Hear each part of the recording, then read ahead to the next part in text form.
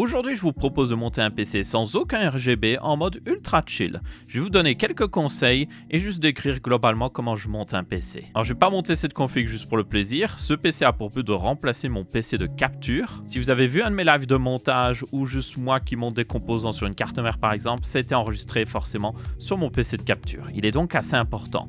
Mais il commence un petit peu à dater. Le Threadripper 1920X qu'il y a dedans n'est même pas supporté par Windows 11 parce qu'il n'a pas de puce TPM 2.0. On va donc passer un combo Ryzen 7900 et une carte mère en X670E qui a aussi beaucoup plus de fonctionnalités, notamment du 10 Gb directement intégré. Et pratiquement le reste des pièces est fourni par Corsair parce qu'ils sponsorisent cette vidéo de build, merci à eux, et je vous propose de directement commencer par le build. On décrira chaque pièce au fur et à mesure. Bon, déjà, on commence avec la carte mère, ça semble logique. On va mettre un maximum de composants dessus, comme ça fait un petit peu moins de travail après. Personnellement, j'aime bien commencer par le processeur, vu que c'est une pièce assez importante. Donc là, j'ouvre bêtement le socket. Je laisse aussi la petite protection en plastique, parce que quand vous refermez, elle va juste popper automatiquement, donc c'est plutôt simple. Enlever la protection avant pourrait risquer de faire tomber celle-ci dans le socket et d'abîmer des pins. Ensuite, on passe au SSD. Et là, c'est plutôt simple, j'en ai qu'un. On enlève le système de refroidissement inclus sur la carte mère. On installe le SSD.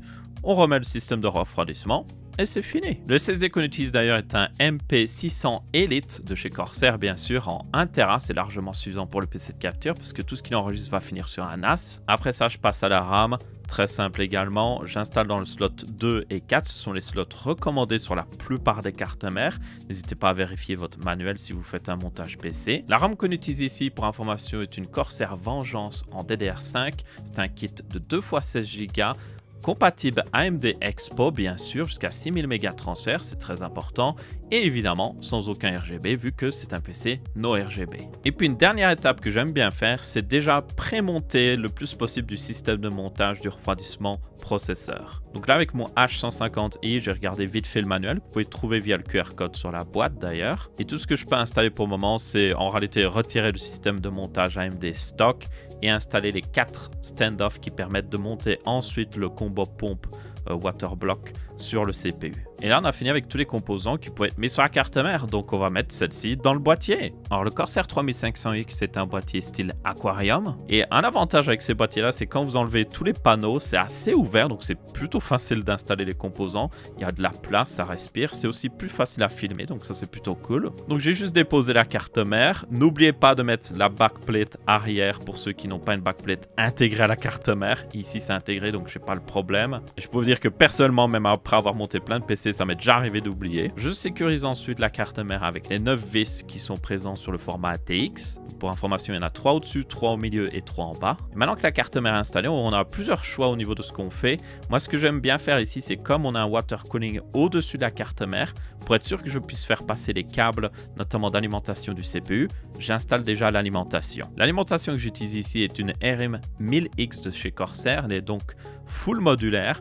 Donc là, j'en ai profité pour sélectionner les différents câbles dont j'aurais besoin. Et comme elle est ATX 3.1, on a un câble 12 plus 4 pins PCI Express fourni dans la boîte et surtout, vous avez le 12 plus 4 pins du côté alimentation et du côté carte graphique, ce qui est évidemment meilleur qu'un adaptateur. J'ai donc les deux câbles 8 pins CPU, le câble ATX 24 pins pour la carte mère, on a le câble pour le GPU, un câble SATA qui n'était pas vraiment nécessaire, et j'ai oublié de le montrer ici, mais j'ai aussi un 6 pins GPU pour alimenter le Corsair Link. Une fois tous les câbles branchés sur l'alimentation, je la mets directement dans le boîtier, plutôt simple ici, on a la place, et puis après il y a juste à mettre les 4 petites vis afin de la sécuriser au boîtier et pour pas qu'elle bouge aussi. Et maintenant on passe à la partie favorite de tout le monde, la gestion du spaghetti. Alors, heureusement pour nous, sur les boîtiers modernes, y compris ce 3500X, c'est beaucoup plus simple parce qu'on a pas mal d'espace derrière la carte mère pour faire passer tous ces câbles. J'ai donc fait passer les différents câbles, les 2 8 pins CPU par en haut à droite, le 24 pins dans la carte mère, et j'en ai profité aussi pour déjà faire passer les autres câbles comme les câbles USB qui arrivent de l'avant du boîtier. Et surprise, surprise, et là je tiens à remercier Corsair, sur le 3500X, ils ont un seul câble pour le front panel. Fini les différents petits câbles séparés, il y en a un seul. Ce qui est logique aussi parce que la plupart des cartes mères supportent normalement ce format-là. C'est à peu près toujours le même diagramme. Donc c'est cool de voir plus de constructeurs de boîtiers inclure un câble qu'on branche en une fois et qui est hyper simple. Et en parlant de brancher les câbles, j'en ai aussi profité vu que je les ai fait passer pour les brancher directement dans la carte mère. Maintenant que notre voyage en Italie est fini, on peut passer au reste du montage à la config. Et là, on va passer au montage du H150i en haut du boîtier. Alors le H150i de Corsair utilise évidemment le système IQ-Link qui permet de connecter hyper facilement tous les ventilateurs ainsi que même la pompe avec un seul câble jusqu'à un hub qu'on branchera plus tard. Et en plus, les ventilateurs sont préinstallés sur le radiateur. Toutefois, moi ici, j'ai envie de mettre d'autres ventilateurs parce que le but de cette config, je le rappelle, c'est d'être nos RGB. Donc, on va retirer les ventilateurs et mettre leurs nouveaux ventilateurs qu'ils ont annoncés lors du Computex, j'avais pu les voir d'ailleurs, et c'est les RX120. Et les RX120 existent en version RGB, mais aussi non-RGB, et c'est ce qu'on veut exactement ici. Mais ils sont toutefois toujours compatibles entièrement avec IQ-Link, donc ce sera facile de les connecter. Ils ont aussi d'ailleurs ce système magnétique qui permet de les mettre l'un contre l'autre très facilement. J'ai donc interverti les ventilateurs vers les nouveaux RX120. J'ai fait les différents câblages au niveau d'IQ-Link, c'est-à-dire un seul câble, parce qu'il faut juste connecter l'un des ventilateurs, le premier, au système qui est sur le radiateur.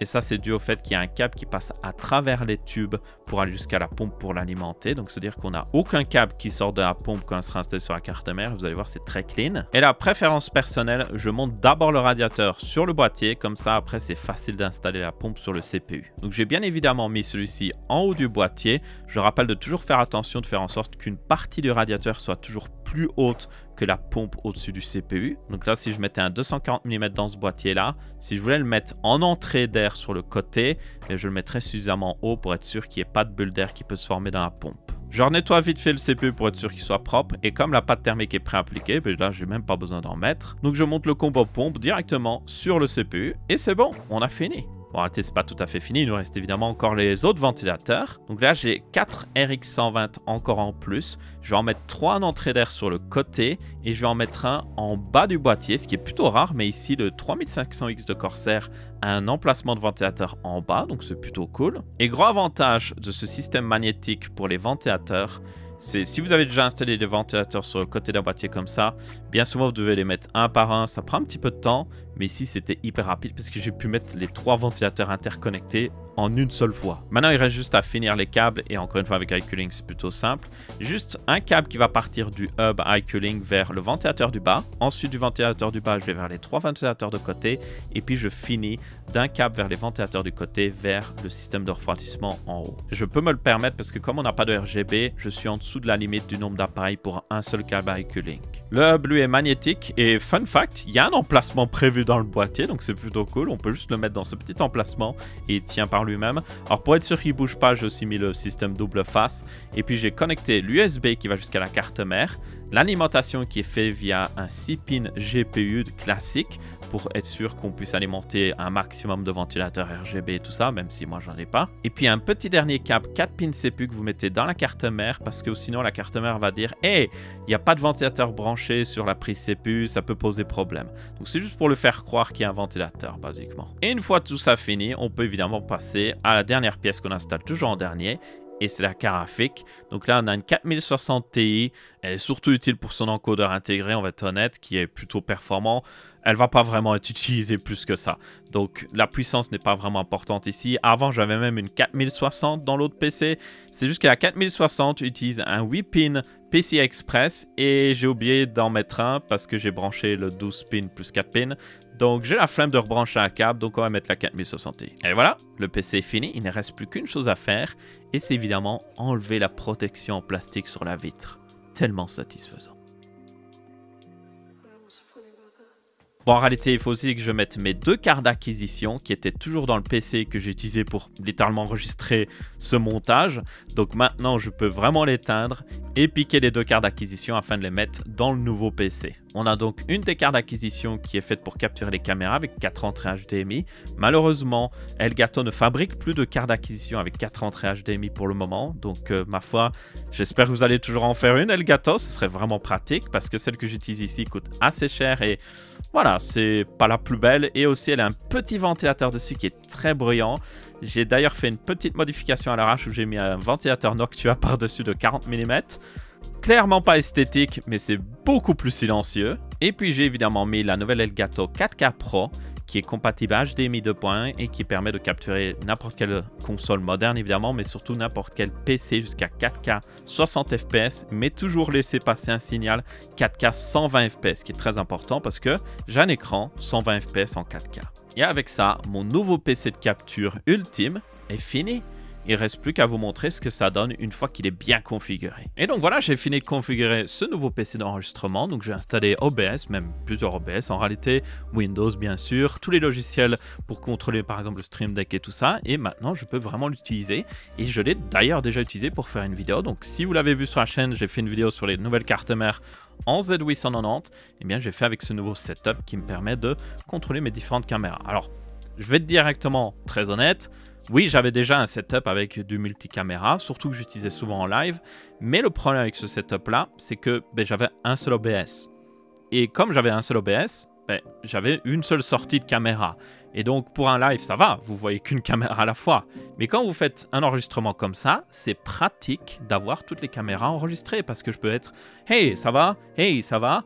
Hey, ça va? Bon, celle-là, on ne me voit pas, mais je peux switcher de caméra en caméra et changer le point de vue selon le montage en fait. Si je vois qu'au montage, j'ai utilisé cette caméra là mais c'est pas la meilleure, si j'enregistre qu'une caméra à la fois, c'est fini, je peux pas changer de caméra. Si j'enregistre les trois à la fois, je peux changer au montage très facilement. Donc ça, c'était quelque chose que je voulais absolument en refaisant ce PC. Je voulais reconfigurer correctement pour avoir une gestion de multi-OBS, avoir 3 OBS qui peuvent tourner à la fois, et les 3 OBS enregistrent en même temps. Donc si je le montre ici sur cet écran, vous pouvez le voir d'ailleurs ici, en fait, sur l'autre caméra, je peux un petit peu ressortir l'écran, vous avez les 3 OBS qui tournent sur la fenêtre. Je pourrais vous montrer aussi une capture d'écran, en vrai, parce que je l'ai configuré aussi, donc on va faire ça. Je peux même switcher avec le Stream Deck, bien sûr. Donc si je switch, vous pouvez voir les 3 OBS qui tournent à la fois, et donc j'ai un parfait contrôle là-dessus. Alors l'OBS qui est à gauche a une couleur différente et c'est tout simplement pour le démarquer parce que c'est mon OBS principal. Il a plusieurs collections de scènes notamment qui me permettent de faire des live gaming, donc avec la carte d'acquisition ou même via NDI. Il peut aussi connecter cette caméra qui est juste là, vous la voyez pas, mais qui est la caméra de mon point de vue des Texama Show. Il a aussi une collection de scènes avec toutes ces 3 caméras qui permet du coup de faire des live tech. Parce que quand je fais un live tech, j'ai pas besoin d'enregistrer chaque caméra de manière indépendante. J'en envoie une seule sur Twitch. Donc là, il me faut toutes les caméras dans un seul OBS. Surtout qu'un petit problème, alors je sais pas, peut-être quelqu'un a la solution pour moi, mais le Stream Deck permet évidemment de contrôler OBS.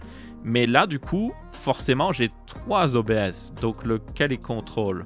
Il contrôle le principal, celui qui est installé vraiment sur le PC. Les OBS portables, il ne les voit pas. Donc, je ne peux pas forcément les contrôler avec un Stream Deck. Donc, si quelqu'un sait comment contrôler plusieurs OBS à la fois avec un seul Stream Deck, je serais intéressé. Il me semble que ce n'est pas forcément possible, ce qui est logique, qui s'amusera à avoir plusieurs OBS, mais voilà, ce serait pratique pour moi. Pendant qu'un truc est en train de tomber et que ça fait du bruit. Au passage, une autre raison pour laquelle j'enregistre les 3 caméras directement sur le PC, c'est le fait que, comme ça me permet de facilement enregistrer. Parce que quand je fais un live, c'est pas très grave, je peux avoir les 3 caméras connectées, mais j'en enregistre qu'une à la fois en fait. Donc c'est plutôt simple. Mais si je fais une vidéo comme ça, c'est pratique de pouvoir switcher d'une caméra à l'autre. Mais il faut du coup les enregistrer à part. Et ce que je faisais avant, vu que j'avais pas configuré le setup comme ça, c'est que j'allais à une caméra et je lançais l'enregistrement sur la caméra. Ce qui donne une très bonne qualité, il n'y a aucun souci, c'est même une meilleure qualité que d'enregistrer via un câble HDMI. Mais le souci derrière, c'est le fait que des fois, j'oubliais de lancer l'enregistrement. Ou des fois, je me disais, est-ce que j'ai lancé l'enregistrement? Et du coup, je devais me lever, aller voir, revenir. J'ai perdu, je peux vous le dire, des heures et des heures à juste vérifier que j'enregistre bien, reconfigurer la caméra et tout ça, alors que maintenant, je regarde à gauche, je vois les 4 caméras à la fois, enfin 3 caméras ici, je vois les 3 caméras à la fois, je vois que tout est bon sur les caméras, je vois que le cadrage est bon aussi, ça c'est très important, je vois que les couleurs sont bonnes, et je vois aussi si le focus est bon, parce que c'est sur un grand écran, donc je peux voir facilement. Et donc c'est hyper simple par rapport à avant. Donc ça, gros point positif. Donc ma foi, aucune excuse pour ne pas faire des meilleures vidéos. Bon après, je vais être très honnête, des fois, j'aime bien me mettre aussi à l'autre setup. Il y a une caméra, je lance l'enregistrement. C'est simple et efficace. Ici, ça demande un peu plus de setup quoi qu'il arrive, mais ça donne évidemment les meilleures vidéos et ça me donne le plus de possibilités. Si je veux par exemple montrer une carte mère, monter quelque chose sur la carte mère, j'ai toujours le point de vue du dessus. Si je veux vous parler, j'ai ce point de vue là. Et si je veux faire un commentaire sur le côté, j'ai toujours cette vue là. Ce qui permet aussi de beaucoup plus facilement cacher les jump cuts. Donc ça c'est un point positif aussi.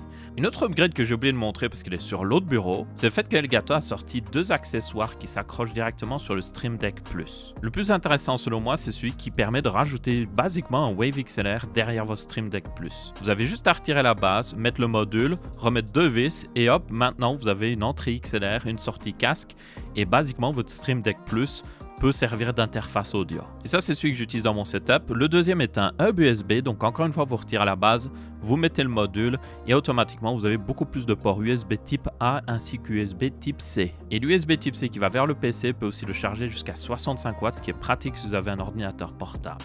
Bref, dans tous les cas, c'est à peu près tout pour cette vidéo.